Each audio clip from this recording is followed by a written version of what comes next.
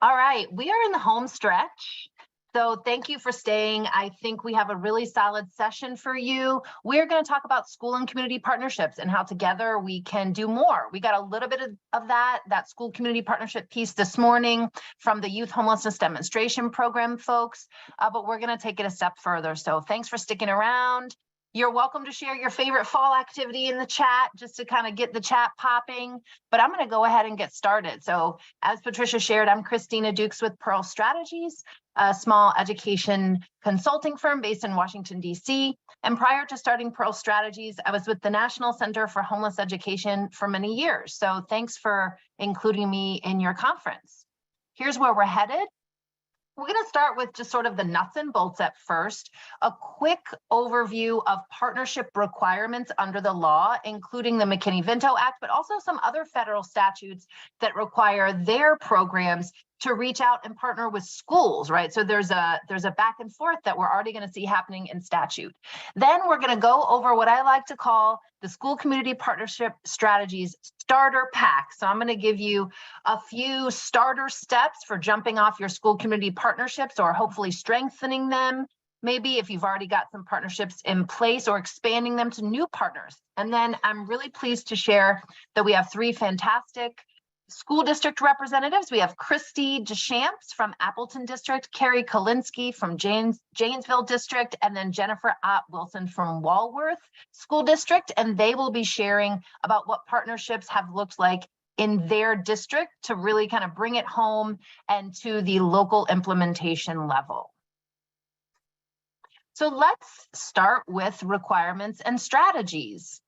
This is an information-dense slide, but the take-home point here is that multiple federal statutes include requirements for cross-systems partnership, coordination, and referrals.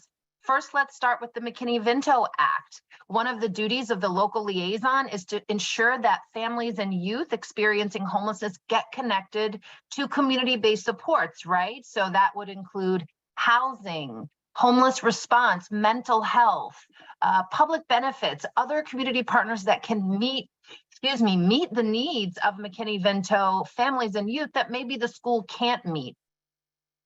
Likewise, we see requirements in the Child Care and Development Block Grant Act for subsidy providers to prioritize families experiencing homelessness and even partner across with schools and state coordinators and local liaisons. Similar requirements for partnership and prioritization of families experiencing homelessness among early Head Start and Head Start programs. The homeless response system is governed by the Hearth Act, and they have requirements to ensure that McKinney-Vento education rights are upheld for families with children that they serve, to partner with the local liaison, to actually have an education-focused contact in every HUD-funded or Continuum of Care-funded homeless response project.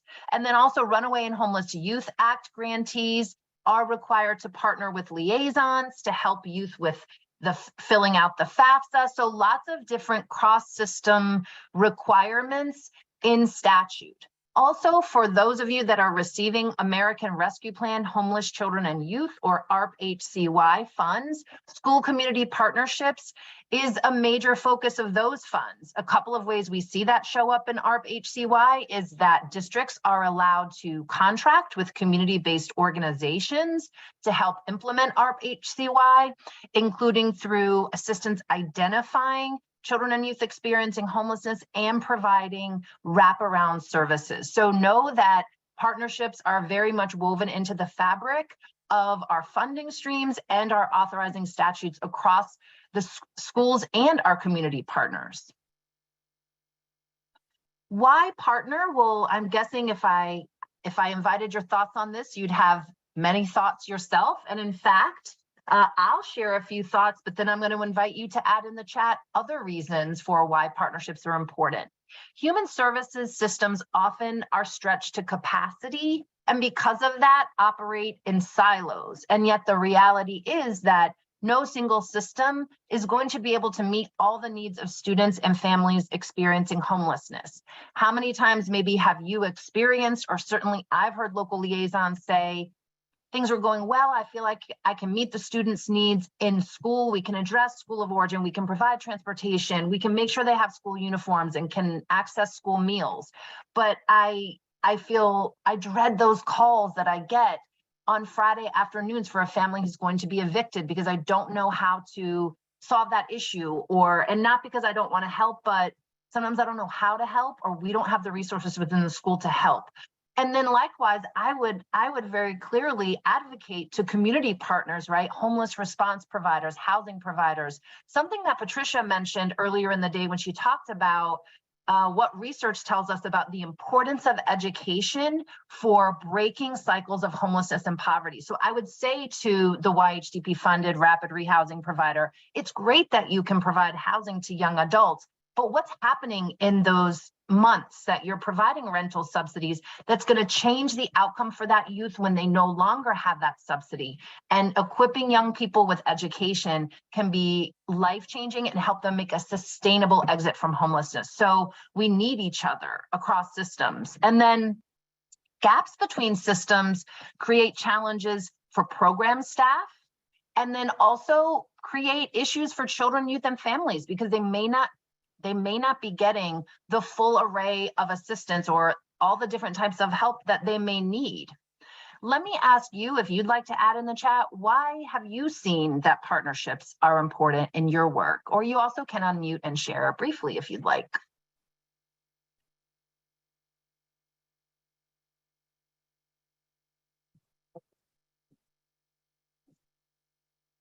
Give a few seconds to see if anything comes up in the chat.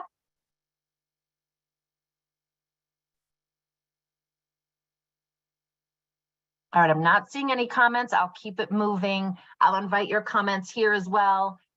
So what makes a strong partnership? These might be some features of a strong partnership that you can keep in mind as you go about building or strengthening partnerships. Well, strong school community partnerships are mutually beneficial. What do I mean by that? That means that all partners who are investing their time, their staff, right, their staff time, their resources, their focus, their energy, all partners are receiving a return on their investment of engagement and partnership work. And I have seen this sometimes that, thank you, Larice, she broke the ice in the chat. Sorry, I'm jumping around a bit. Larice said limited resource and community there are limited resources in the community, and partnerships can help reduce duplication of services. As schools, we cannot do it all. Partnerships are wonderful. It takes a village to raise a child. Thank you, Rebecca and Larice. So back to this mutually beneficial piece, I sometimes will see partners approach their partner across the aisle saying, this is what we want, this is what we're focused on. Can you help us meet XYZ goals? And there's nothing wrong with being upfront with your community partners about what you're looking for, but think of yourself on the receiving end of something like that. You might say, that's great, and we want to help you with that. But the moment I start focusing on that, right, I'm unable to focus on some of my other responsibilities, and I have some pain points and challenges that I'm trying to meet as well. So you want to feel like, yes, I can give to what you're focused on, but I'd like a give and take. I'm going to need some help back as well. So again, look for that mutual benefit. Think about what you can offer to your partners, but also be willing to communicate upfront what you're looking for, and that will help you and the families and you're serving. Strong school community partnerships are systematic, meaning they are implemented via reliable, consistent, organized practices that are communicated across all levels of partner organizations. So what we're trying to avoid here is that only one person at a particular organization is aware of something, but what's happening with other staff in that organization, or what happens, and this sort of leads into the next point, what happens if that one staff person gets a job somewhere else and moves on in their career? So you want partnerships to be systematic, to be consistent and organized, and to be stable, meaning they remain strong even as partner leadership and staff change over time. So you want to institutionalize your practices rather than having them be ad hoc or just present among maybe one or two people. Not that you can't accomplish a lot with one or two people, but again, you want those partnerships to be, to have reach and also stability. And then you want your partnerships to be responsive and growing, addressing the ongoing and emerging needs of partners and the students and families they serve. Let's think about COVID, right? So 3 years ago, I don't know that any of us could have predicted the major changes that schools would undergo, the homeless response system would undergo, really probably all human services systems would undergo as a result of COVID. And so that's an example that you'll be sort of sailing along, but then you realize, well, this is a challenge we continue to hear about. Maybe that's something we need to take on, or wow, this major thing just happened in our community. So how do we respond? What do you think? What else makes a strong partnership? What have you seen in some of your best partnerships? You can share in the chat or feel free to unmute.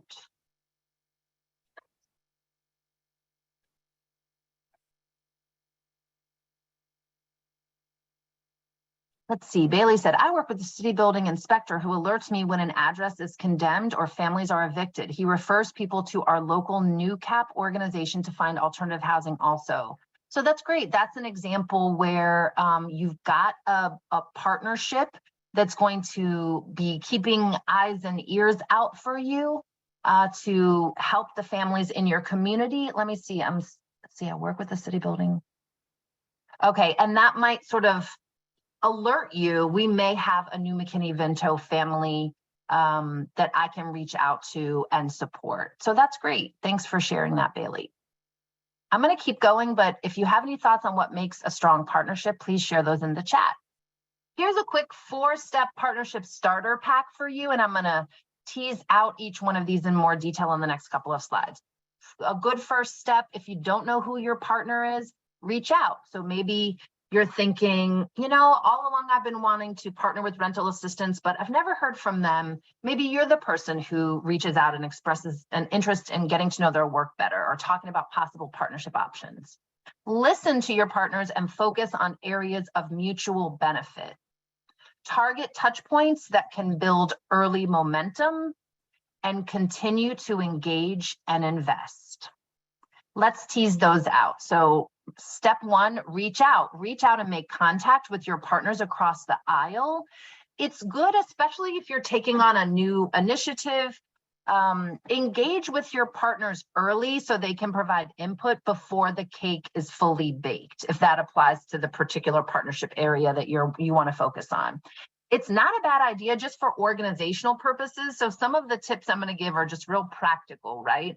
You may want to develop a partner inventory. You might use a Google sheet, right? Or an Excel spreadsheet, and maybe divide contact information by tabs. Maybe if, you know, for the next several months, you're really focused on early care and education, maybe keep a tab on early care and education. Maybe you want to focus on higher education. You might have a tab for higher education. And if you eventually have like a community partner group that meets, put that up to a Google sheet so that people can access that information as they make relationships across your partnership. And then also they can edit and update their own information or add new people as your partner group grows, if that is something you're doing like a more formal partner gathering.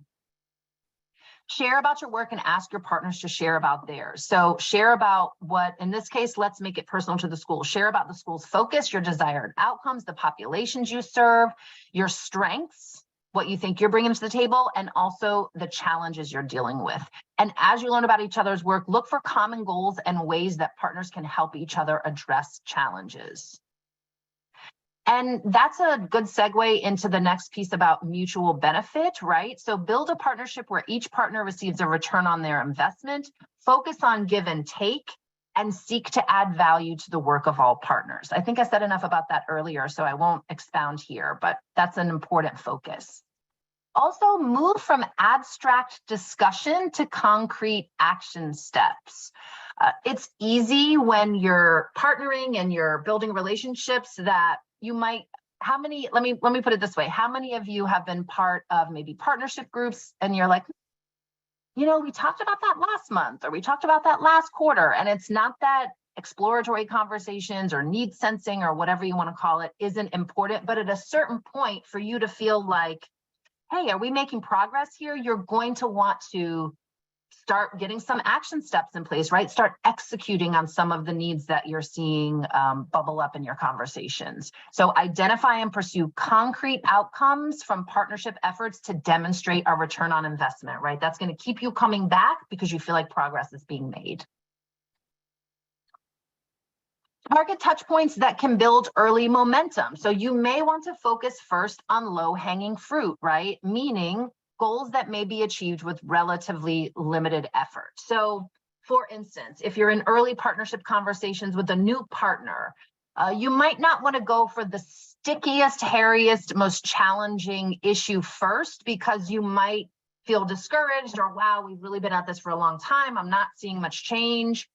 Maybe just kind of dip your toe in with some low-hanging fruit. So don't let the perfect be the enemy of the good. Get started and advancing in some way, and you can always shape it or shift it in a different direction as the partnership grows. Also, early wins can help build trust and shared partnership of the work and a sense of progress. And then over time, you can take on, when you feel ready, you can take on more complex issues. You can leverage the momentum you've got from early wins to take on challenges that might require more effort, but yield greater impact.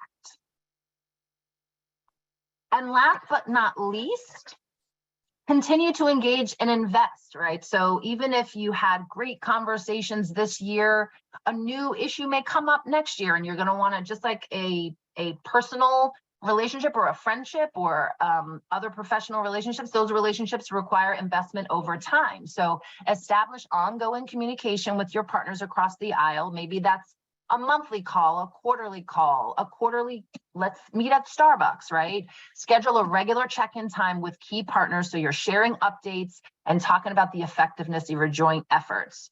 Also, this is if you're setting up a more formal gathering, maybe like a quarterly partner meeting or something. I love using Google Groups, just a quick little practical suggestion.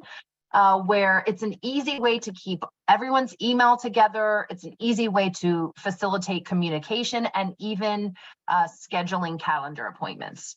And then discuss emerging issues and consider additional needed action. So adjust your course over time as the partnership grows and new issues emerge.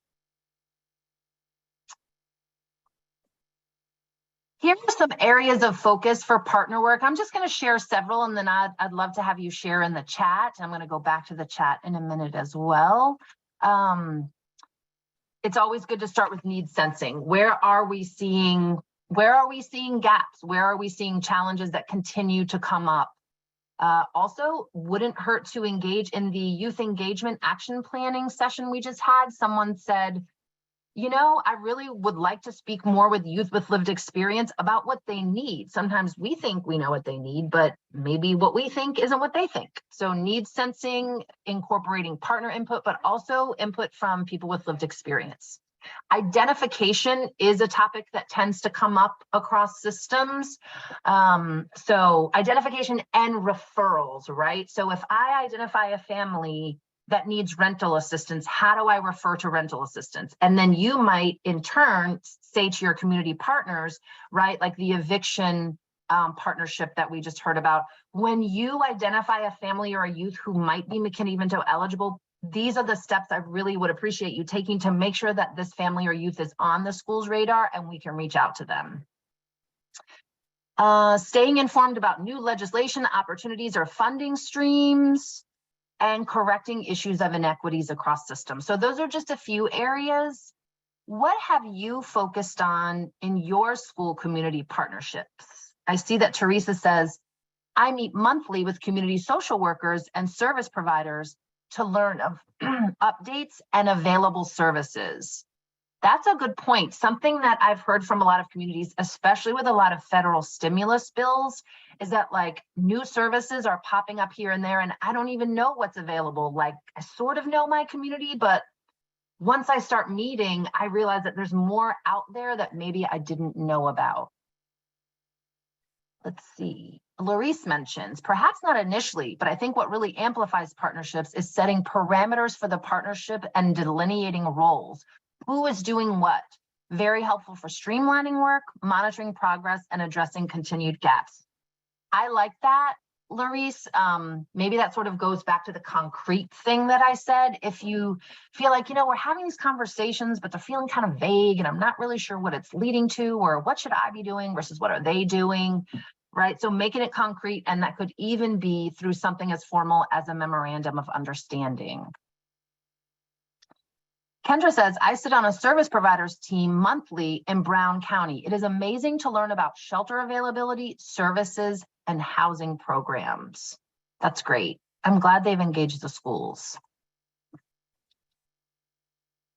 Want to check the time. I think we're good on time. A quick word that you're likely to, a quick word about an issue you're likely to bump into if you are, diving in pretty deep with those community partnerships, especially with the homeless response system. Oops, that shouldn't say YHDP. That should just be community stakeholders. But you guys do have a couple of YHDP projects in your state, so it might be in a YHDP environment. But community stakeholders, you're likely to be engaging with partners who approach homelessness from a different angle, right? They may be using a different definition of homelessness.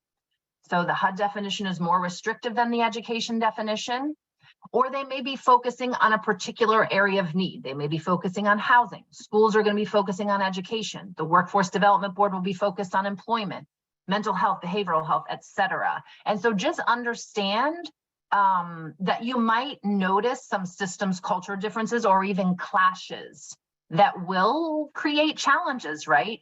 But you can navigate these culture clashes or differences successfully with intentionality and goodwill. Now, when I was with NCHE, I did author a tip sheet specifically on navigating definitions of homelessness. Now, this was in the YHDP context, but there are definitely transferable lessons for broader community partnerships. Things like, I always recommend be careful with the language used, right? Choose words carefully. I especially say this to continuum of care partners. So it would be better to say, someone who's staying in shelter, or someone who is unsheltered, or someone who meets the HUD definition of homelessness, or someone who meets the education definition of homelessness. Because, for instance, I would explain to homeless response systems, it can be off-putting to schools if you call a youth at risk of homelessness. It can be off-putting, it can be confusing, because if a student meets the definition of homeless under our statute, they're homeless, period, right? So just be careful the language you use. Also consider strategies like blended funding.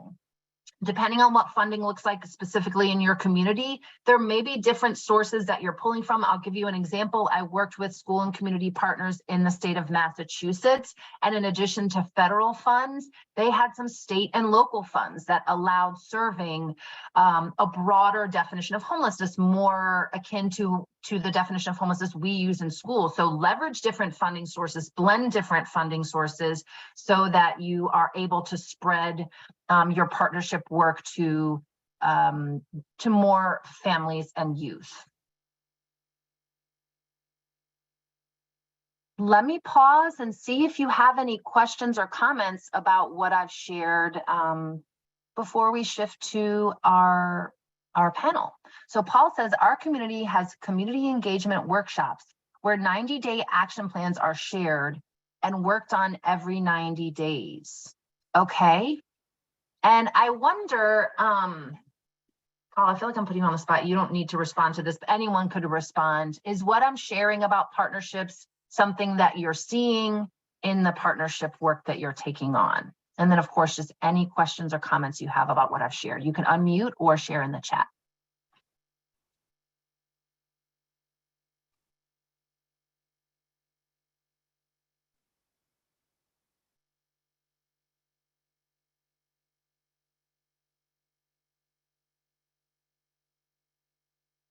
All right, not seeing any questions or comments.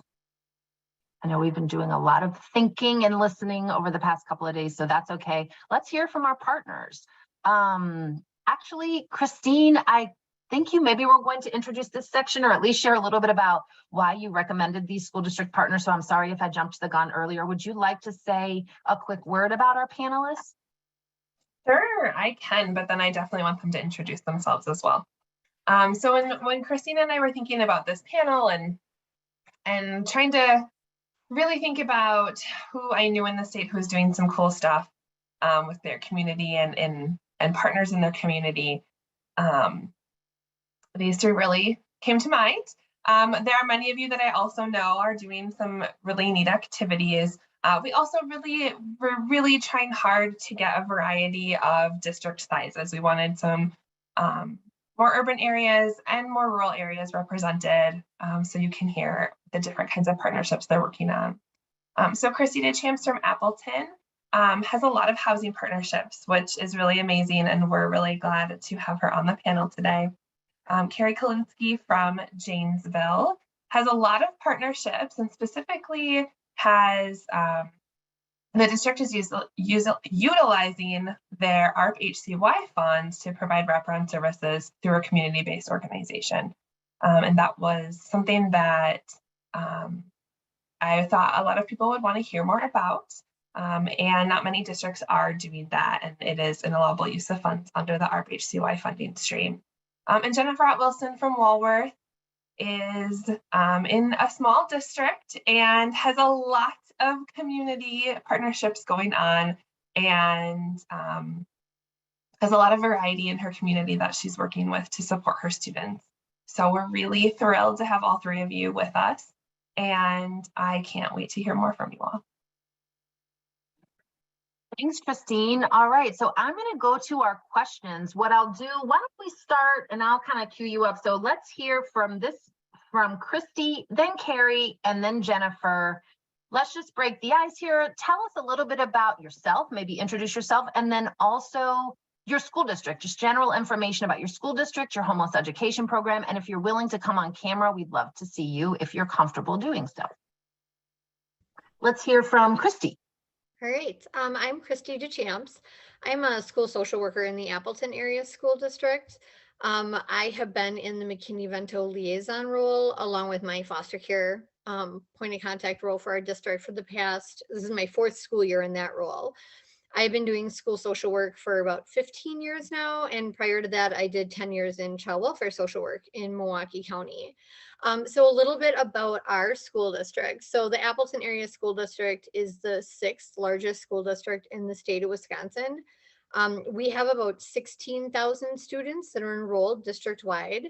We're in a suburban area. For those of you who don't know where Appleton is, we're like kind of in between Oshkosh and Green Bay. And we have in our school, it's a larger district, so we have about 24 traditional public schools. We also have 14 charter schools, 3 alternative school programs, and 23 4K community sites. So depending upon where you live in Appleton, you fall in a different school zone. So there's always a lot of movement. We are also kind of uniquely nestled among a lot of smaller school districts that if you just like drive a little bit further down the street, you're in a different school district. So we have a lot of overlap with some of the smaller districts that are surrounding Appleton because we're all kind of nestled in the Fox Valley area of Wisconsin. McKinney-Vento numbers wise, last school year was our highest number identification year that we've ever had. We had 460 students identified as homeless, and that was up from like 366 the year before. And then in the 1920 school year, we had 301. So our numbers have been going up. I think we've been doing a better job at getting our staff and our community educated on what McKinney-Vento is. I also think that in addition to better identifying students, I think that homelessness is becoming a broader challenge in our community, perhaps more so than it ever was pre-pandemic. Thanks, Christy. And then Carrie, why don't you introduce yourself and tell us a little bit about the school district of Janesville. Well, hello, I'm happy to be here. About an hour and a half ago, I was in the basement with 55th graders because we had a tornado warning. So I'm glad to be back in my office. So a little bit about Janesville. Janesville is about 60,000 population. We're in southern Wisconsin, so about 40 miles south of Madison. We're right off the I-90-39 highway. We have approximately 9,500 students and we have 21 schools. So our schools include 2 high schools, 3 middle schools, 12 elementary schools, 4 charter schools, and then we have 19 P4J community sites. We usually identify around 400 students experiencing homelessness every year, and we have about 112 unaccompanied youth.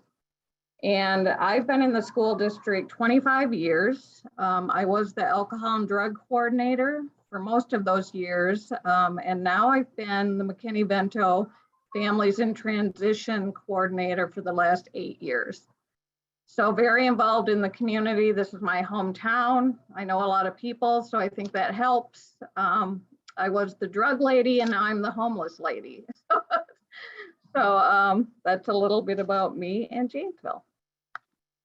Thank you, Carrie. Glad you joined us and that you're safe. And Jennifer, last but not least, let's hear from you about your role and Walworth Joint School District 1.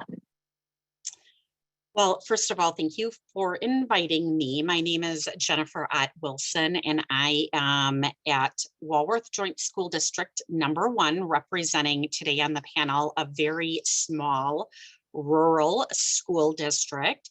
In my role, I am Director of Student Services and also school counselor. I've been doing the school counseling role for 25 years, and as Director of Student Services, wear a lot of different hats in a very small district. For those of you that are listening and you're in a small district, you know that you wear all kinds of hats. And so one of my hats is homeless liaison. So a little bit about my district. Walworth Joint School District number 1 is a very small rural district. We are located by Lake Geneva, just about a half a mile from the lake. Our town has a population of about 2,800, and our district itself is a junior kindergarten through 8th grade district. And we have, as of last week, 427 students in our entire district. So 427 students, very small rural district. We have right now, our students that are experiencing homelessness is 12. We have 12 students. I think it's interesting that we have our panel that we do have today that's being represented because, you know, people that are listening to this panel, we have people involved in that are in very, very large districts. And then you have people like myself who are in very small districts. So I hope that you find it, you know, interesting to hear how our school community partnerships may be similar, but yet different as well.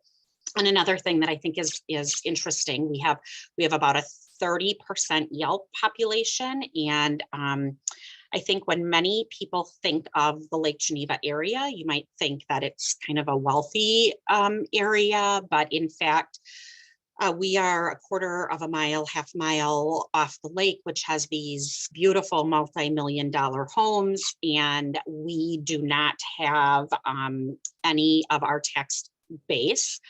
We don't have any properties that are on the lake. And so we are at a free and reduced numbers at like in the mid 50s. So we do have, you know, some pretty significant needs in our small rural town. Thank you, Jennifer. And I like what you shared. I should say DPI was very intentional in recommending districts so that we had, you know, different kinds of districts. So that something would resonate with all of our attendees. So let's on this question go Carrie, then Jennifer, then Christy. So Carrie, who are your district's key community partners and what are you partnering on together? Right. Well, as Christine said, I use a lot of our ARP HCY funds to partner with our community partners. And the first partnership is with ECHO. Maybe you heard Christine or in the morning talk about ECHO down in Rock County. ECHO is a local nonprofit, provides temporary housing, the food pantry, transportation, rent assistance. And we're partnering with ECHO by providing weekend food bags for our students experiencing homelessness.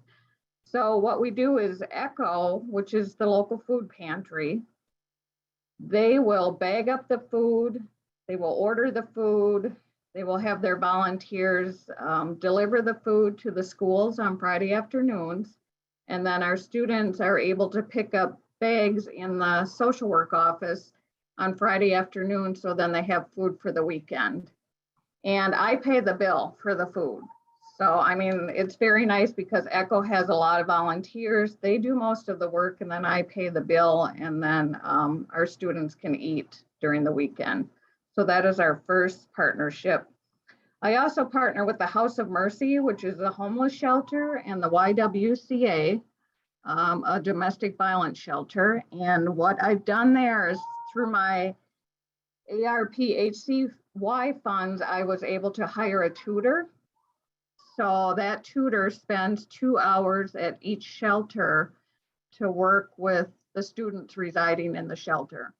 And I was also able to purchase curriculum through those funds. And I purchased the same curriculum that the students are using in the schools for math and reading. And my tutor is a school district teacher who just needed some extra hours or wanted some extra hours. So she's able to go to the shelters after school to work with those kids. Another partnership is Project 1649. That is a local nonprofit that works with unaccompanied homeless teens. And we partner with 1649 to provide school supplies, hygiene items, food, and other basic needs for our students. 1649 has 2 transitional living homes, one for boys and one for girls. And through the funds again, I was able to get Project 1649 a district credit card where if there's a Janesville student residing in one of the transitional living homes and that student needs food or that student needs clothes for work, or then they can take our district credit card and get those students what they need. So again, that's through those funding. The City of Janesville is also a community partner. They formed a committee to address the needs of the homeless community. So what that is our agencies and service providers, we meet every month and we talk about gaps in services, needs and solutions for the City of Janesville. And things that we've worked on, we actually changed the city ordinance, our group, to allow citizens experiencing homelessness to be able to park overnight in designated parking lots. We're able to get them bathroom facilities, just so they have a safe place at night if they are living in their cars. And we've also spearheaded the plan to build an 89-unit apartment building for low-income residents. That has been built, and now we are building 2 more low-income apartment buildings in Janesville, and that's all through the city. I mean, through their funding. It's not my funding, but I've been involved in that committee. Couple more. I mean, I could go on forever. We have HealthNet, which is one of our free clinics in Janesville, and I met with the director of HealthNet, and they're actually offering free counseling service to our unaccompanied homeless youth. And so far that has been awesome. And then I am part of the Homeless Intervention Task Force, which in Janesville is part of the Rock and Walworth COC. So when I took this job, I said, where can I meet people and agencies? And they said, well, you should go to the Homeless Intervention Task Force. And I said, well, what is it? And when is it? And how do I get there? So I started with that group, and that has really helped form a lot of these partnerships. We wrote the Youth Homelessness Community Coordinated Plan. We have a youth subcommittee, and we have a youth advisory board, and I'm involved in all of that. And then finally, maybe you've heard of Farm and Fleet, which is a big business in Wisconsin. Well, the headquarters of Farm and Fleet is actually in Janesville. And when you get the Farm and Fleet ads, and they've got the really nice coats and boots, and everybody in the ads are wearing these nice coats, they can't resell those items. So they donate those to me and the schools because it's cheaper for them to donate to the schools and our clothing closets than to send them back. So a lot of our kids have really nice coats and boots and hats and gloves, everything from Farm and Fleet, and that has been so helpful. So I could go on, but that's a good start. Sounds like you're a busy lady. We got a couple of comments. Carrie sounds like a superwoman. Wow, Carrie. I do have Superwoman on my name tag. There you go. All right, Jennifer, what about you? Who are your district's key community partners and what are you partnering on together? Well, just to remind everybody, so my town is 2,800. So our population is, we are a very, very small town. My district is just over 400 students. So I'm going to talk a little bit about partnerships. We have a lot of partnerships throughout our county. A couple of years ago, we've always valued the importance of having strong partnerships throughout the entire county and within our community, our small community. But a couple of years ago, kind of in the midst of COVID, we really focused on developing an initiative, which we refer to as Better Together. We are better together. Our community is better together. We are better together for our community, better together for our families and our students.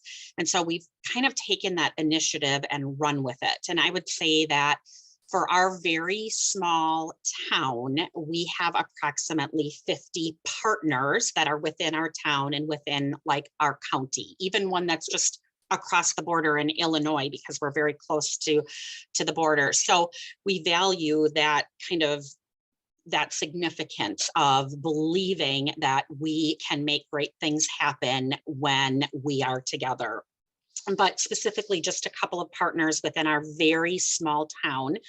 I would say that one of our strongest partners is a nonprofit called the Walworth Children's Foundation, which was started in 2011 when our small town fire department and police department basically gave us some money, our district some money, saying, here, cover winter boots and clothing and food for kids. And we, and then that kind of spread in our small community where we were given more money. And eventually the former superintendent and I, we had quite a bit of money and on legal advice that was shared, we better start a nonprofit with a board. And so that has been happening since 2011. And that specific nonprofit, which has a board, we serve families and students who are in financial need right in our district. Remember, like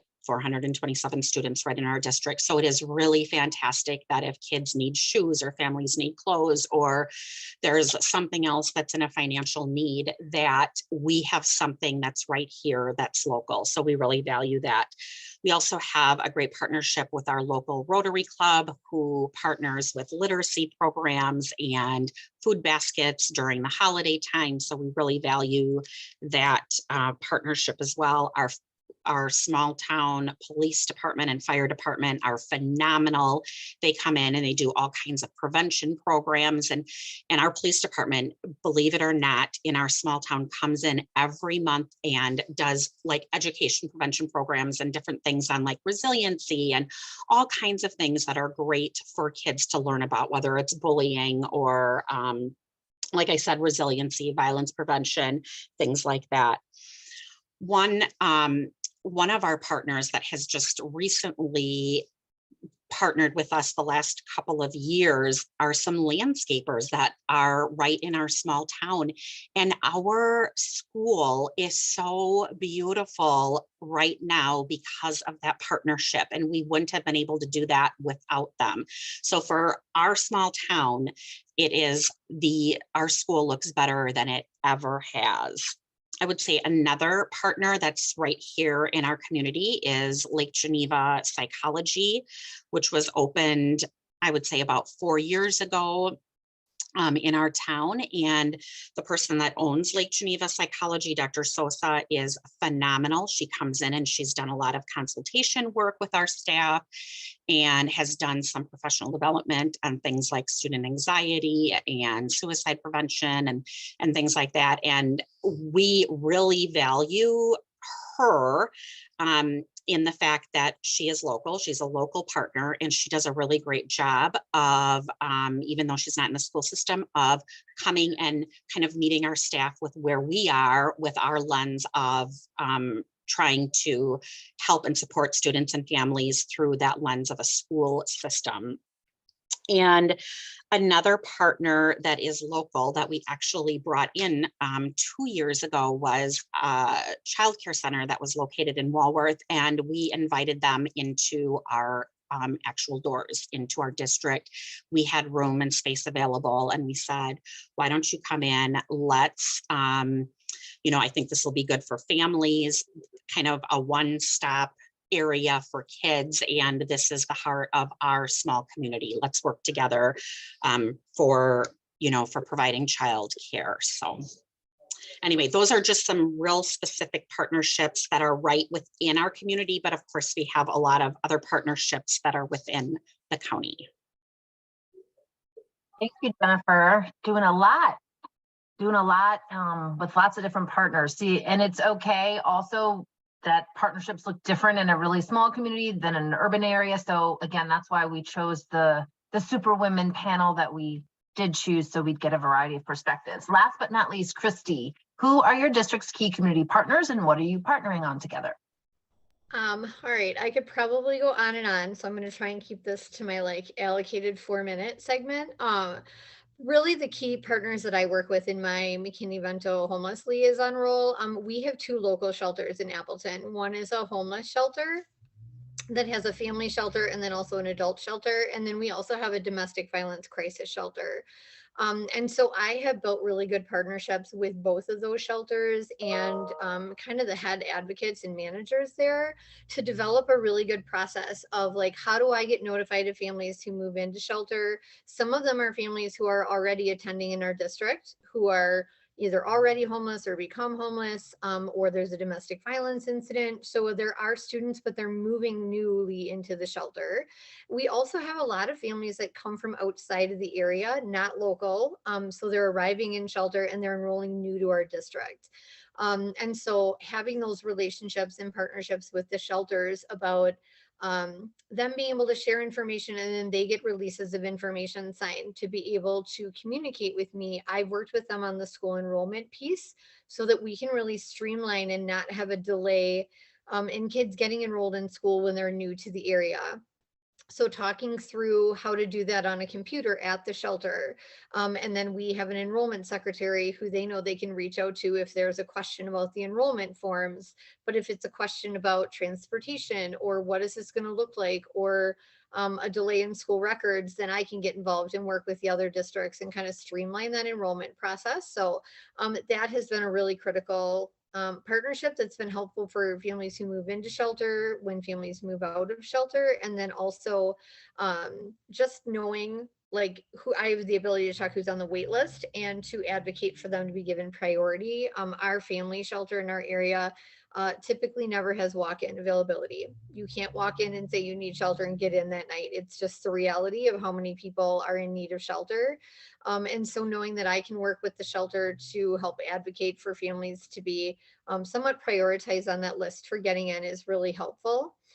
It also allows me to advocate for some needed additional support for families when they're in shelter, but there might be some type of challenge where they're getting to school late.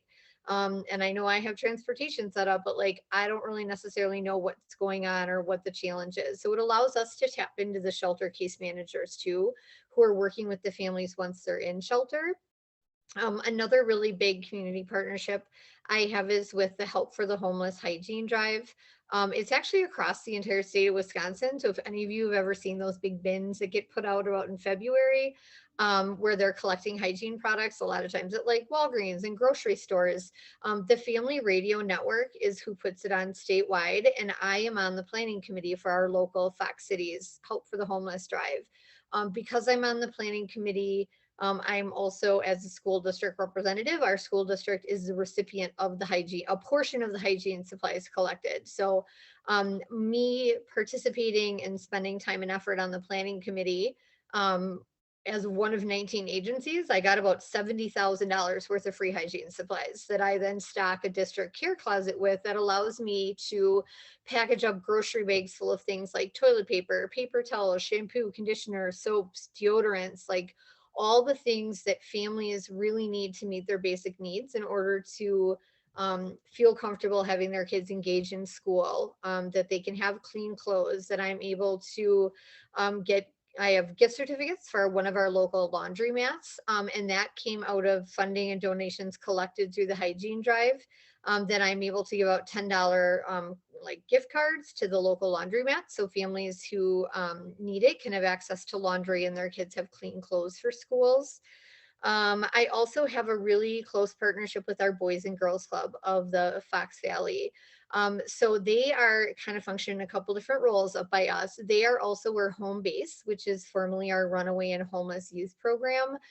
It's now called Home Base. They are housed within our Boys and Girls Club. So if I have unaccompanied homeless youth, anyone usually ages 12 and older, I can link them in with Home Base, and we can make a referral for a home base advocate to come out and even just do a meet and greet at school. They can explain their services to a student. The student can choose to share about their situation. They have a 24-hour hotline that kids can access. So if there's an emergency at 11:30 at night, you're not going to be able to call your school people who are going to help you. They can work with their home base advocate. Our Boys and Girls Club is also one of our providers of our on-site before and after school care programs here in our district. So we have Y Care, and then we also have the Boys and Girls Club. Having a partnership with them allows me to call and find out, is there availability at the school site? If there is an opening or if there's a waiting list, I can prioritize my students who are experiencing homelessness to get a spot.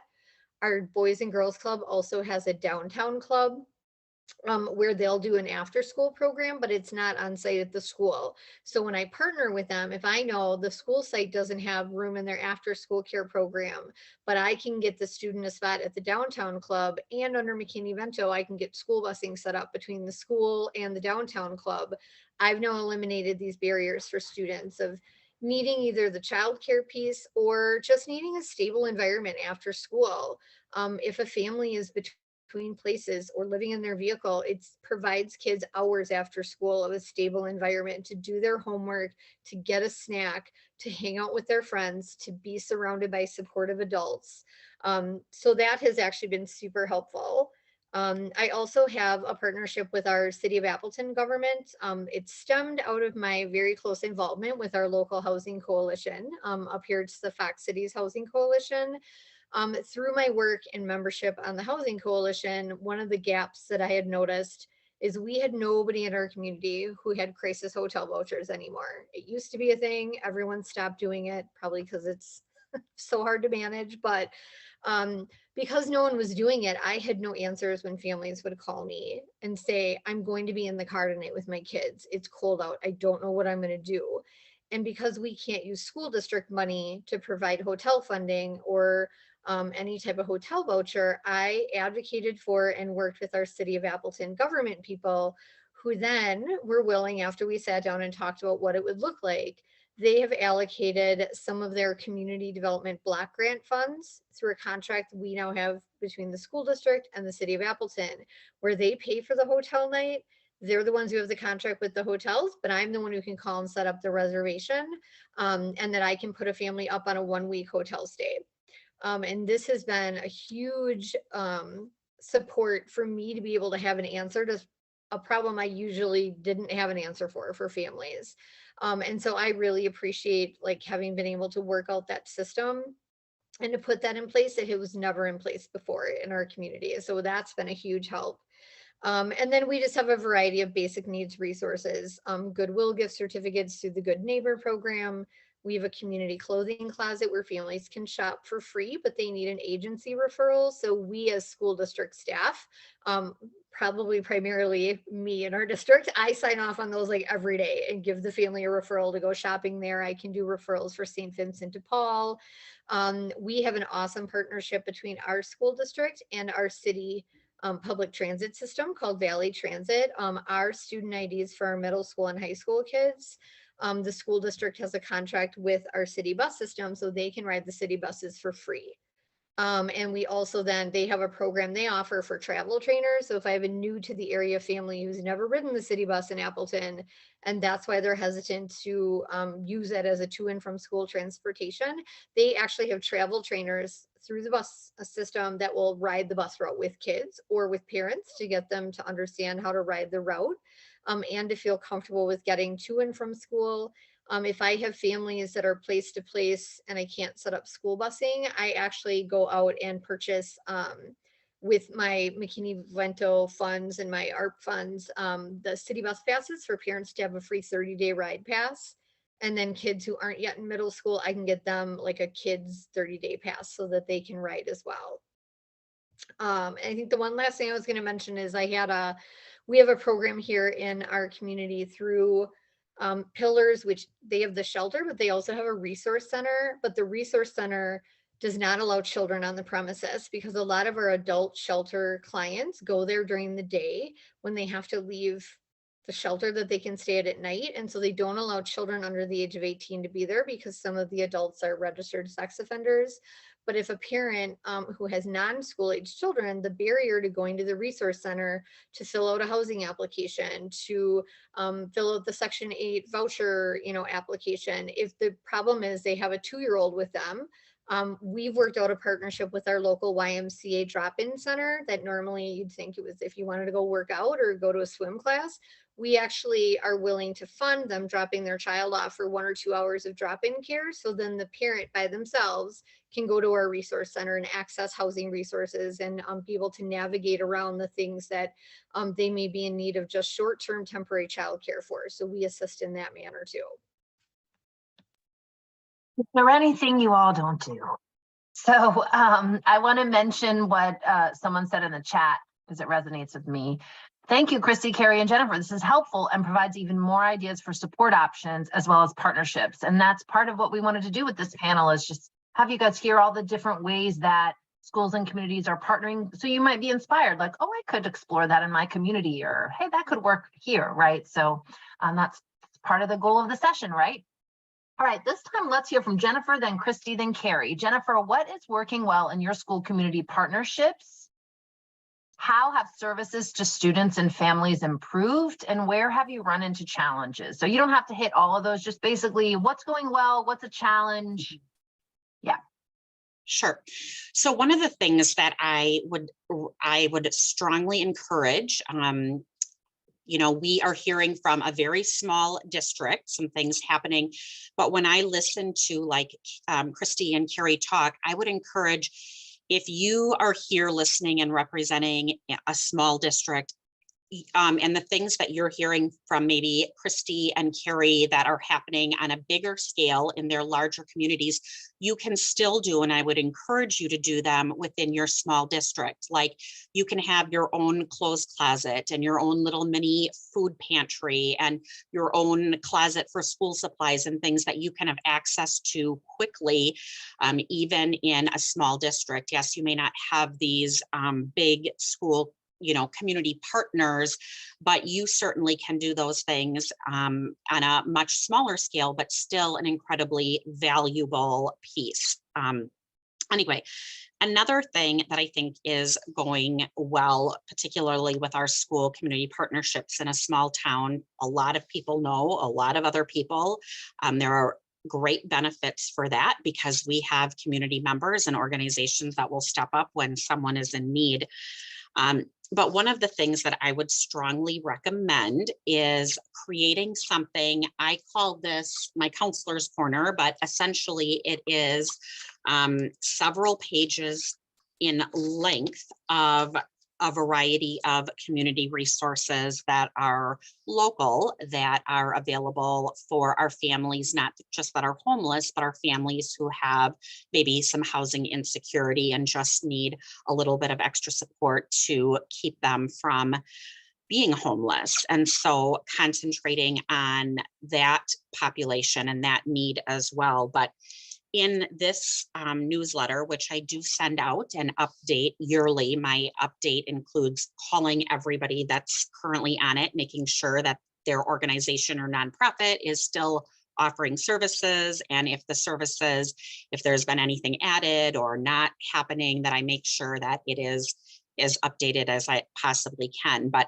within that, I have communicate or resources for families on things such as financial resources and clothing, housing, shelters, food, medical, dental, human services, counseling, and mental health providers that provide free or like a sliding scale fee, different empowerment programs and employment and training assistance, social security services, transportation, domestic violence, sexual assault, legal services, veterans, child support, and an array of miscellaneous. And so what I do, not just updating it on a yearly basis, but I feel like I am a bit of an investigator all year round, where I am constantly looking out for what other resource might be valuable for our families. And then we make sure that we send this and give this to all of our families in our district, because I don't know who could be potentially have like a housing insecurity. So I make sure that all of our families receive that at least on a yearly basis, but our families that I know are homeless or our families that I know have some housing insecurity, I make sure that I communicate with them more often. And because of, you know, the small district right now, we have 12 students who are homeless.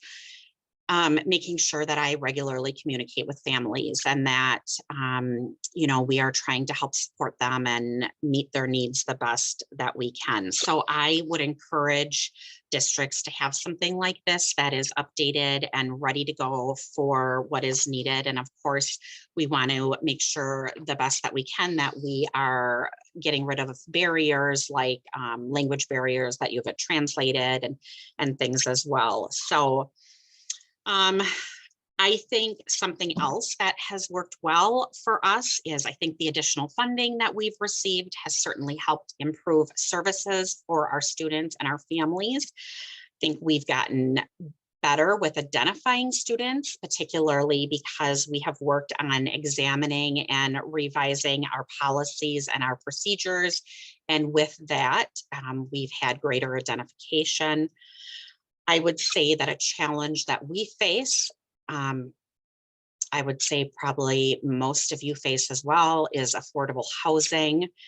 And that's a real challenge for us. I would say another challenge for us is that we need to continually try our best to educate the community about homelessness, that I think many people still feel like, well, we don't have a homeless problem or a housing insecurity problem here in our small town Walworth. I don't see anybody on the street sleeping.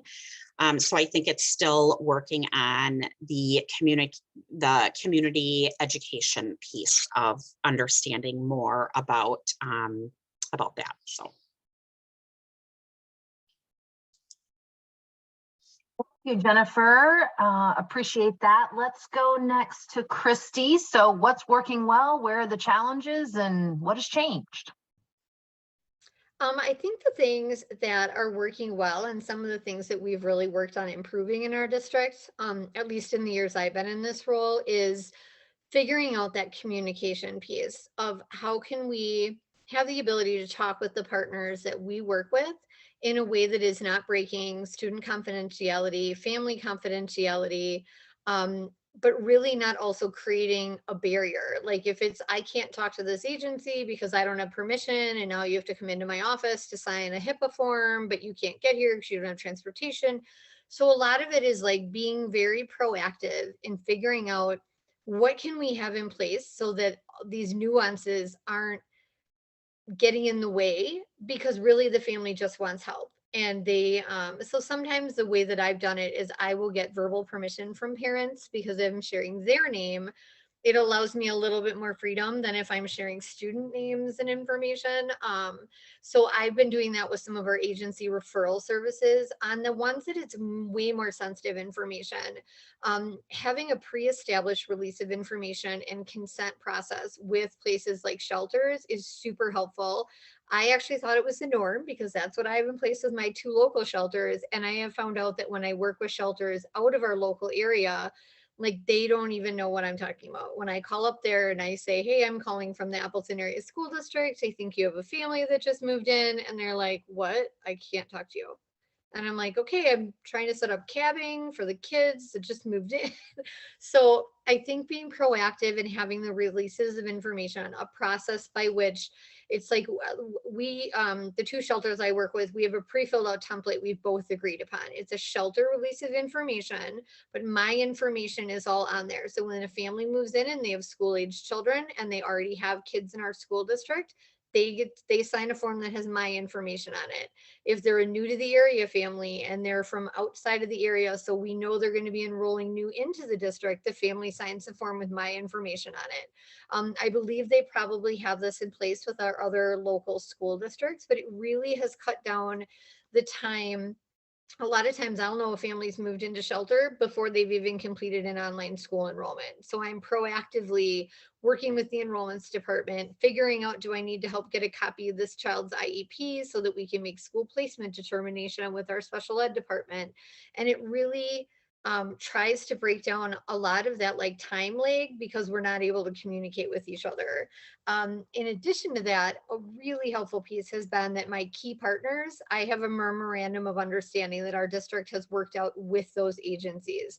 So we've outlined kind of the basic general information that we can share in order to just have a coordinated effort of supporting students. So the fact that I can check to find out if a family's on the waiting list at shelter is something I can do based on the MOU. I don't need to have a special release of information signed. I can't call and talk about all their details of their situation, but I can call and verify, are they on the waiting list? Or I can call and make, inquire about the waiting list at the Boys and Girls Club, and I can share the children's names, because that's already part of our MOU between the school district and the agency I'm working with as the community partner. I think the other thing that it's been really helpful having these partnerships is it fills in the gaps of the things that are outside of the scope of what really we're supposed to be focusing on in our school role. I think so many of us, it's so easy to slip into this like bigger, broader scope of like finding housing and having the list of landlords that have open apartments and, come sit down with me and do the application in my office. But I think for those of us that have numbers that are too high in our districts of families that need help, the partnerships allow us to fill the gaps of what really is outside of the scope of our school district function, and to partner with the agencies that we can do a warm handoff with. And then they're the ones that can sit down with the family, resource, navigate with them, navigate through housing resources. So it's really been able to fill some gaps that weren't there, and to also make sure that like it's not just simply me giving a list to a parent, it's me making a connection with and for them. I think it's really important to empower parents to get connected to places in the community. I think so often families turn to the school district for everything, which is great. We all love to be needed. However, I like building bridges into the community so that, after school hours or in the summer when your school staff that you are used to going to aren't around, you have established relationships with community providers, so that it helps families be able to tap into all the resources outside of just their school district people, outside of just me as their McKinney-Vento liaison. And I also think that it's really helpful to help explain kind of the scope of our school district role. I think one of the challenges for me is, as I built all these community partnerships, some of the community agencies like think I do it all and I can do it all and I have the power to do it all. And I don't always have that power.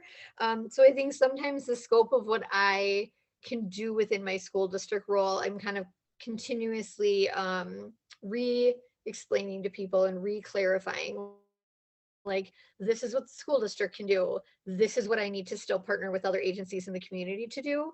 I also think that in Appleton, even though we have about 74,000 for our total population, homelessness is a very, very unrecognized issue in our community.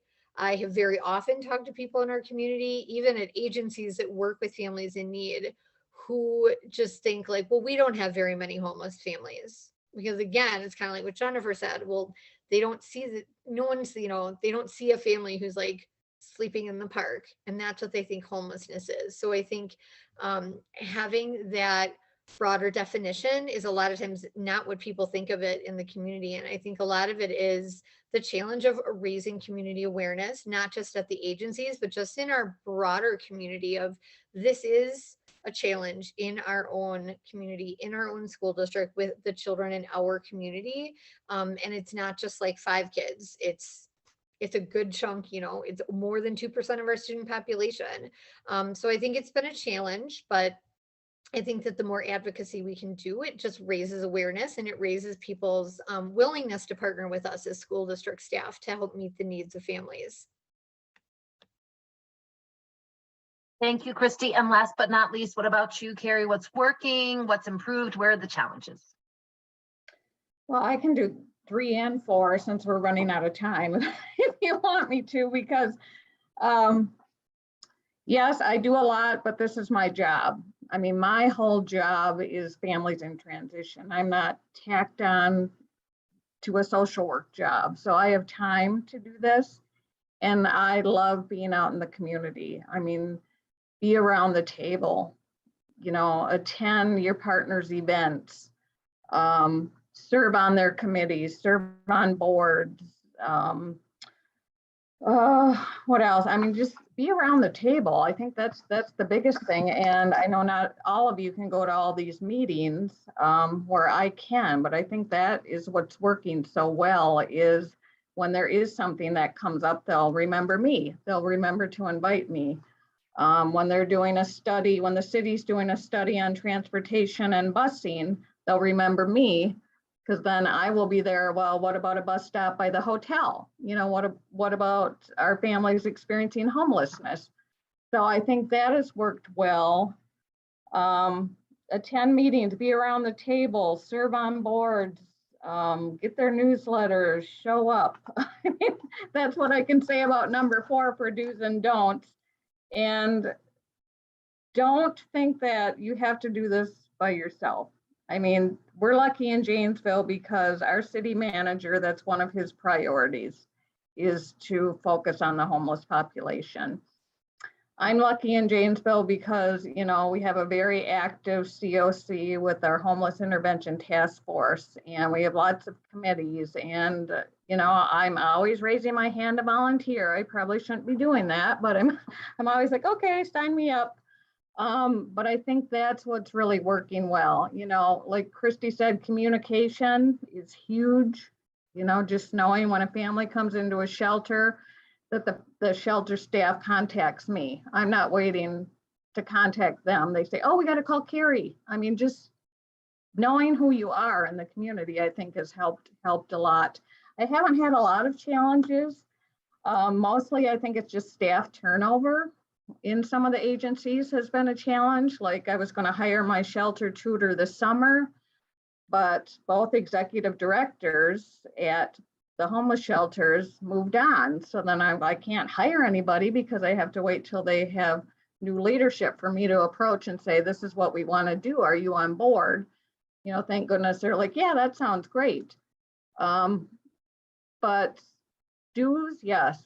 I mean, be around the table, have your face known, have your name known. Come in and ask agencies what they need. I think as school districts, sometimes we come in and say, this is what we want to do. We're going to do this, this, and this, and this. And sometimes we forget to ask, well, what works for you?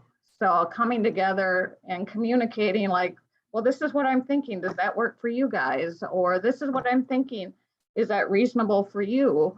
And just communicating together has been huge. So I guess that's my do's and don'ts.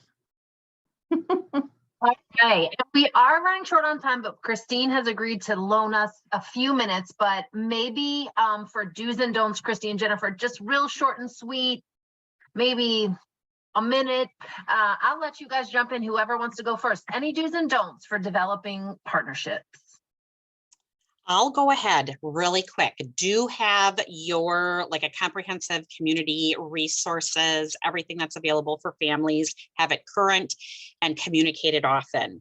Do invite your community partners and other stakeholders to come to district events, whether it's open house or cookouts, things like that. You want to have those relationships. Another do is nurture relationships, nurture, nurture, nurture. And my don't is don't judge community partners for what maybe they are willing to give or not give or do or not do. You want to keep those relationships as positive as possible.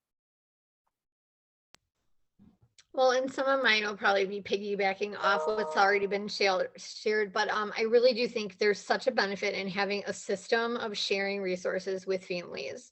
I have kind of modified our school district website. I have a homeless student services page, and I put a lot of my stuff now available on there. It allows me to text a link to my school district webpage to the families I'm working with. And then I also have it all printed in folders that I physically hand out to them. And I think a lot of times it's just families in crisis they don't have the time to look for this stuff. So if we can just put it all in one place in an organized fashion, it's so helpful to them. And I think framing it as a partnership with the community agencies, it's not about, like, I think Carrie had said, it's not about saying this is what I need you to do for me. It's more about what can we do for each other? How can we be the village of support around this family? And I would always recommend having a point of contact point person at the major, like, partnerships you work with. It is a lot easier to have one person you call at the shelter than to try and just call the shelter main number and get someone who answers the phone, because they may or may not even understand who you are or what you do.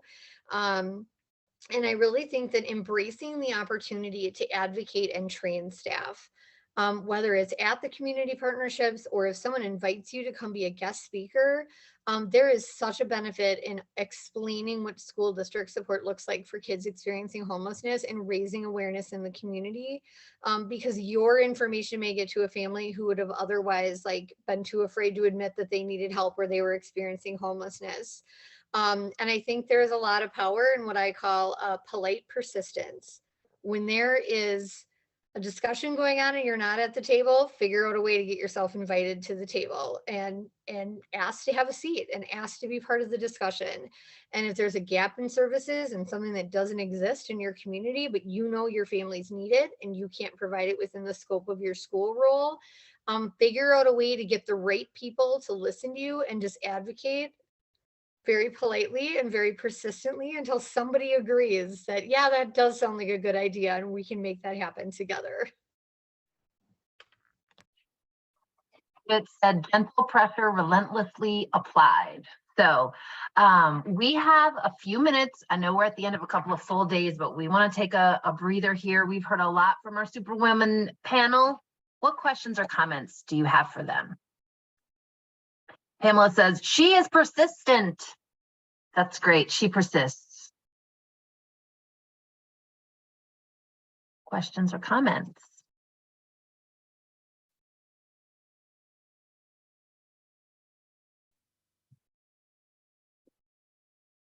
Been told to embrace silence, so I'm given just a little bit of silence in case anyone wants to chime in. All right. Well, I would like to thank Jennifer, Christy, and Carrie for sharing, for doing amazing work and sharing about their amazing work and spending time with us today. I'm happy to be a resource for you as well. Thank you for staying with us for this session, and I'm going to turn it over to Christine to close us out. Thanks, Christina. I want to thank again Christy and Carrie and Jennifer, because everything you said was so amazing, and I'm really hopeful that people are able to take some of those ideas back to your own districts. And just so many wonderful things shared during this last session today.